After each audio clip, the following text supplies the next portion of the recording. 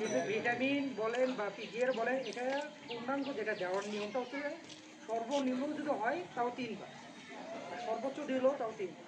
সেটা তাহলে কোন কোন সময় দিতে হবে? শুধু ভিটামিন দিলেও হবে না, এর কার্যকারিতা কী, দিলে কী হবে সেটা তো আমাদের জানতে হবে।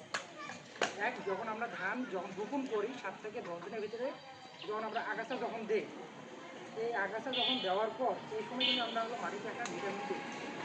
এই ভিটামিনটা তখন দিলে কী হবে, এই ভিটামিনটা যখন আপনি ওই আগাছা নাশকের সাথে যখন দিবেন, তখন আপনার ধানের ভুসাটা মোটা হবে, কার্যকরী কুশিটা বৃদ্ধি করবে এবং কার্যকরী কুশির সংখ্যাটা যেন হলো বের যেন হয় সে কাজটা কিন্তু করবে।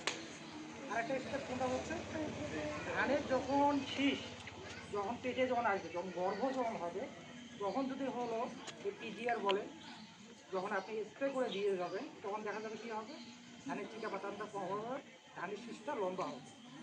আর একটা স্টেপটা কোনটা, সেটা হচ্ছে যে আপনি যখন স্প্রে মানে এই পিজিআরটা যখন স্প্রে করবেন, ধানের শীষ যখন বেরো হবে, ফুলটা ঝরার পরে যখন স্প্রেটা করবেন, তখন এই এনএসি গোলটা যখন দিবেন, ধানের শীষের চিকাপাটাটা কম হবে, ধানগুলো চকচকা হবে। তাই ভিটামিন বা এনএসি গোল নিয়ে আপনাদের কারো কিছু যদি থাকে, যদি মন্তব্য যদি থাকে তাহলে সেটা বলবেন। আর